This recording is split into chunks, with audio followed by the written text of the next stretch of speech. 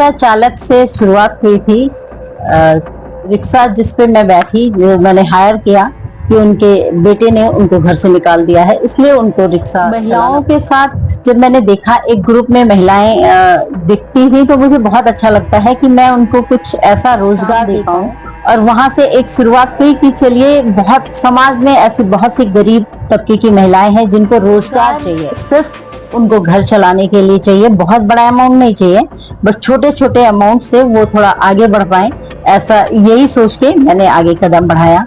और धीरे धीरे चलते चलते रास्ते तो हैं, लेकिन उस तरह की शिक्षा, खासकर जो 35 अबव है, जिनको उस तरह की शिक्षा नहीं मिल पाई है कि वो आगे बढ़ पाए, तो वो बहुत मिनिमम अमाउंट पे काम करती हैं कि उनको गवर्नमेंट बहुत सपोर्ट कर रही है, मौजूदा गवर्नमेंट कि उन महिलाओं का घर चल पाए, लेकिन फिर भी बहुत पैसे की आर्थिक ऐसे संस्थाओं को जो काम करना चाहते हैं, वाकई काम करना चाहते हैं, दिखावे के लिए नहीं काम कर रहे हैं, उनको आगे फेस करना पड़ रहा है। उसमें वो रास्ता प्रदान करें। और जो भी समाज में भ्रष्टाचार है इस तरह का, जो गवर्नमेंट के द्वारा जो फंडिंग मिल रही है उसमें। नमस्कार, मैं विक्रम और आप देख रहे हैं जर्नलिस्ट यूपी लाइव न्यूज। लगातार महिलाएं किस तरह से सशक्त हो रही हैं और आगे बढ़ रही हैं, ये दिखाने का हमारा प्रयास होता है। तमाम उन महिलाओं को हम आप तक दिखाते भी हैं और उनकी बात को आप तक पहुंचाते भी हैं कि किस तरह से महिलाएं सशक्त हुई और तमाम महिलाओं को सशक्त बनाने का काम कर रही हैं। आज इन्हीं सब के बीच हमारे साथ खास मेहमान मौजूद हैं, अनीता सिंह, जो पार्थ चैरिटेबल ट्रस्ट यानी कि संस्था का संचालन कर रही हैं और पिछले 14 वर्षों से लखनऊ में समाज सेवा अलग अलग स्तर पर कर रही हैं। खासकर शिक्षा के लिए और एकल महिलाओं के लिए इन्होंने अहम कदम उठाया। हमारे साथ बातचीत करने के लिए आज अनीता जी मौजूद हैं। ये स्वागत करते हैं। तो मैम, क्या कुछ कहना चाहेंगी? पहले तो हमारे दर्शकों और आपका बहुत बहुत स्वागत है हमारे चैनल में। सबसे पहले मैं नमस्कार आपका धन्यवाद करना चाहती हूँ, आपके सभी व्यूअर्स को धन्यवाद कहती हूँ, नमस्कार करती हूँ। अनीता जी, 14 वर्ष हो गए हैं सोशल वर्क में आए हुए। जी। इससे पहले क्या करती थी या कैसे मन में आया कि समाज सेवा के क्षेत्र में हमें जाना है और करना है? रिक्शा चालक से शुरुआत हुई थी। रिक्शा जिस पे मैं बैठी, जो मैंने हायर किया, वो रिक्शे वाले वृद्ध थे। और जब मैंने उनसे बात किया, पहले तो मैं उन पे बैठना नहीं चाह रही थी क्योंकि वो वृद्ध थे, लेकिन उनके बहुत आग्रह पे मैं उस पे बैठी और उन्होंने मुझे रास्ते में बताया कि उनके बेटे ने उनको घर से निकाल दिया है, इसलिए उनको रिक्शा चलाना पड़ रहा है क्योंकि वो एजुकेटेड नहीं है। और यहाँ से मुझे एक रास्ता मिला कि मैं वृद्ध के लिए कुछ करूं। ये वाकया था एक रिक्शा चालक की, कहीं ना कहीं कहानी आपने सुनी, उनके दर्द को सुना। आमतौर पर क्या होता था पहले, जब रिक्शे पर बैठती थी, वो 100 रुपए भाड़ा बताता था, तो क्या करती थी? जब तक उनके दर्द को नहीं सुना या नहीं समझा। महिलाएं हमेशा कोशिश करती हैं बार्गेनिंग करने की। और कहीं ना कहीं मैंने भी बताया कि नहीं, इतना नहीं, इतना दूंगी मैं।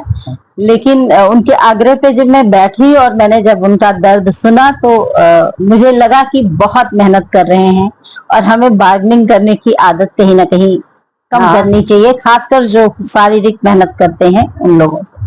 अनीता जी, फिर आपने पार्थ चैरिटेबल संस्था की शुरुआत की, कैसे शुरुआत हुई, कब शुरुआत हुई और क्या हालात रहे? कि जैसा कि आपने एक वाकया तो बताया कि एक वृद्धाश्रम आप बुजुर्गों के लिए खोलना चाहती थी, लेकिन क्या स्थिति आई कि आपने सोसाइटी या इस संस्था का गठन किया, इसकी शुरुआत की? मुझे महिलाओं के साथ जब मैंने देखा एक ग्रुप में महिलाएं दिखती थी तो मुझे बहुत अच्छा लगता है कि मैं उनको कुछ ऐसा रोजगार दे पाऊं, कुछ काम दे पाऊं। और वहां से एक शुरुआत हुई कि चलिए, बहुत समाज में ऐसी बहुत सी गरीब तबके की महिलाएं हैं जिनको रोजगार चाहिए, रोजगार सिर्फ उनको घर चलाने के लिए चाहिए, बहुत बड़ा अमाउंट नहीं चाहिए, बट छोटे छोटे अमाउंट से वो थोड़ा आगे बढ़ पाए, ऐसा यही सोच के मैंने आगे कदम बढ़ाया। और धीरे धीरे चलते चलते रास्ते निकलते गए। अनीता जी, एकल महिलाओं के लिए आप काम कर रही हैं, कोई वाकया ऐसा हुआ कि किसी महिला के साथ या किसी महिला की समस्याओं को सुना या देखा तो ख्याल आया कि इन महिलाओं के लिए ये करना है, या जो भी आप कर रहे हो?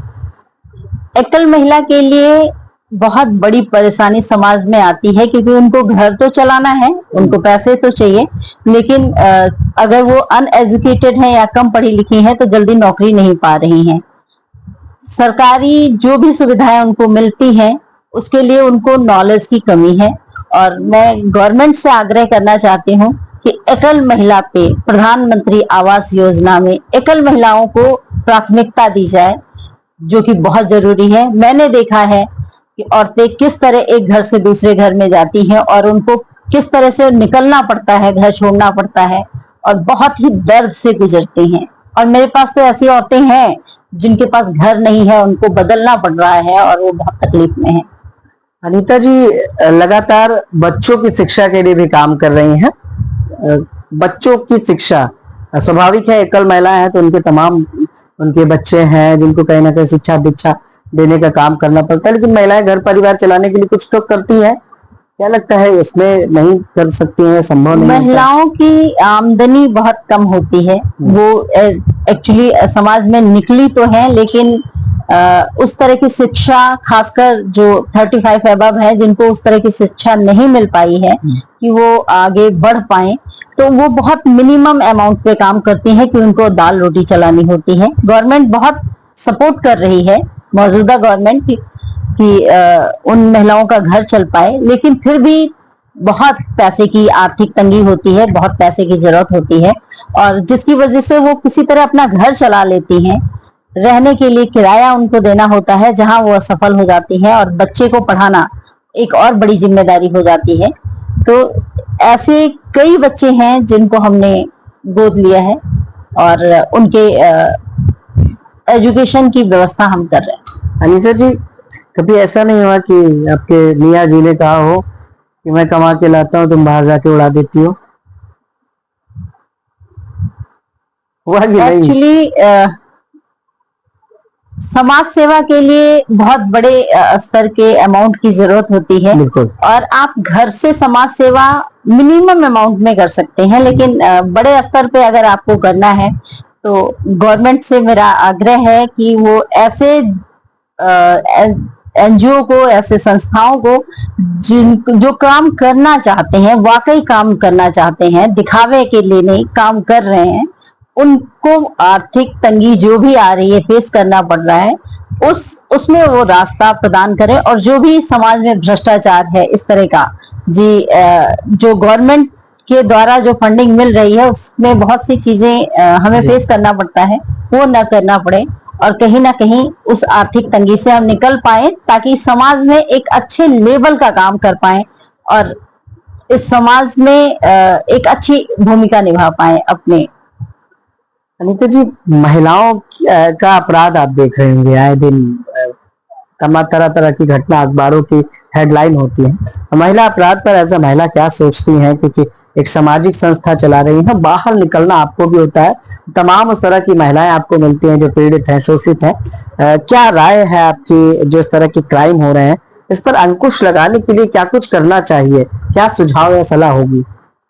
एक्चुअली उन बच्चों का जिनका लालन पोषण बहुत ढंग से नहीं हो पाया है, जिनकी माँ उनको रास्ता नहीं दिखा पाई हैं, उनको ये काम शुरुआत होगी माओ से।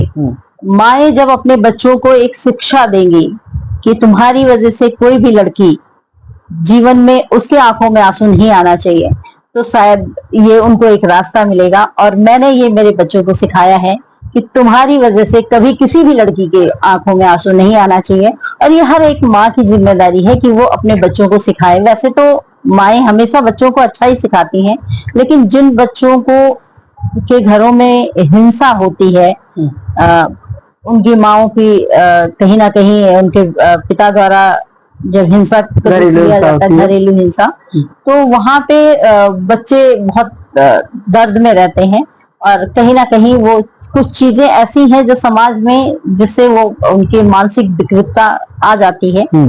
स्वस्थ समाज रहेगा तभी स्वस्थ।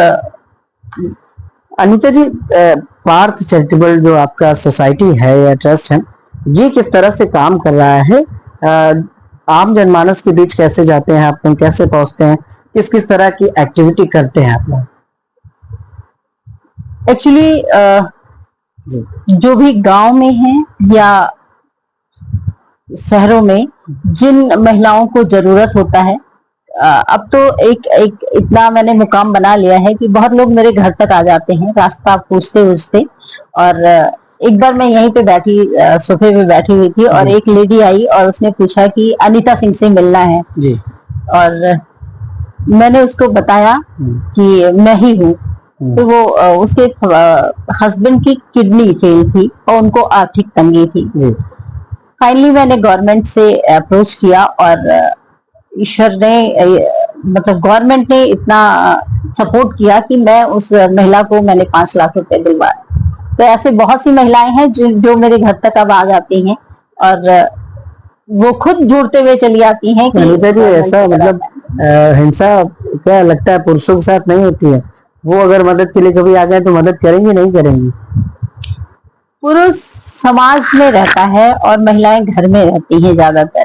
तो घर में जब हम रहते हैं तो हमें रास्ते ढूंढने पड़ते हैं और पुरुष चूंकि बाहर बचपन से वो बाहर निकल रहा है तो कहीं ना कहीं उसको रास्ते मिलते चले जाते हैं, रास्ते पता है, लोगों से मिलते मिलाते रास्ते मिल जाते हैं। लेकिन महिलाओं को बहुत ज्यादा तंगी होती है रास्ता पता करने में। अनीता जी क्या कुछ कहना चाहेंगी? कोई मैसेज अगर महिलाओं को या समाज को देना हो तो क्या कुछ देंगी? अगर हम समाज में हर महिला, हर पुरुष, हर बच्चा अपने एक सिंगल पे काम कर ले कि मुझे समाज के, मेरी वजह से समाज के किसी भी इंसान को कोई परेशानी ना आए या किसी की आंखों में आंसू ना आए, तो मुझे लगता है अपने आप ही सब सही हो जाएगा। सबसे बड़ी चीज है हमारे समाज में पॉलीथीन। गवर्नमेंट ने बहुत अभियान चलाया, स्वच्छ भारत अभियान, लेकिन आज पार्क में, कई ऐसे पार्क में जब जाइए तो बहुत दूर तक पॉलीथीन दिखती है। गवर्नमेंट ने ऐप भी बनाए हैं, लेकिन ये गलतियां हम करते हैं, हम महिलाएं करते हैं, हम पुरुष करते हैं, जिसपे पॉलीथीन पे कंट्रोल करना जरूरी है। इससे कहीं ना कहीं जानवरों की भी मौत होती है। जानवरों की मौत होती है। हम पॉलीथीन में खाना फेंकते हैं, वो पॉलीथीन के साथ खाते हैं। तो पॉलीथीन एक बहुत बड़ी समस्या है हमारे देश की, जो खत्म होनी चाहिए। चलिए बहुत बहुत धन्यवाद अनीता जी हमसे बात करने के लिए। नमस्कार। तो ये थी हमारे साथ खास मेहमान अनीता सिंह, जिन्होंने साफ तौर पर बताया कि महिलाओं के लिए और एकल महिलाओं के लिए किस तरह से वो काम कर रही हैं, उन्हें किस किस दिक्कत और समस्याओं का सामना करना पड़ता है। तमाम वो महिलाएं आई जो गंभीर बीमारियों को लेकर आई, सरकार से जो मदद हो सकी अनीता सिंह ने उनकी पैरवी की, उन्हें मदद दिलाई। शिक्षा के लिए जो असहाय और गरीब परिवार की महिलाएं हैं, जो अपने बच्चे को शिक्षित तो करना चाहती हैं लेकिन वो एकल है, इस वजह से तमाम समस्याएं आती हैं। उनमें से कई बच्चों को अनीता सिंह गोद लेकर उनकी शिक्षा दीक्षा का पूरा कार्यभार उठा रही है।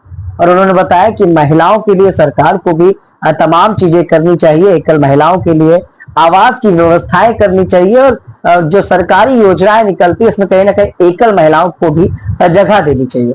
अनीता सिंह लगातार सोशल सामाजिक कार्य कर रही हैं और उन्होंने बताया कि किस किस तरह की दिक्कतें आती हैं, आर्थिक बल ना मिलने की वजह से तमाम वो काम है जो महिलाएं या इस तरह की सामाजिक संस्थाएं नहीं कर पाती। उम्मीद है हमारी खबर, हमारी स्टोरी आपको पसंद आ रही होगी। इसी तरह से अगर आप भी कोई सामाजिक कार्य कर रहे हैं या किसी वर्ग, किसी समुदाय की मदद करना चाहते हैं या करने की कोशिश कर रहे हैं और क्या क्या दिक्कतें, क्या क्या समस्याएं आ रही हैं, आप हमारे चैनल के माध्यम से जरूर बता सकते हैं। उम्मीद है हमारी स्टोरी आपको पसंद आ रही होगी। तो चैनल को सब्सक्राइब करें और इस वीडियो को दूर दूर से शेयर करें। नमस्कार।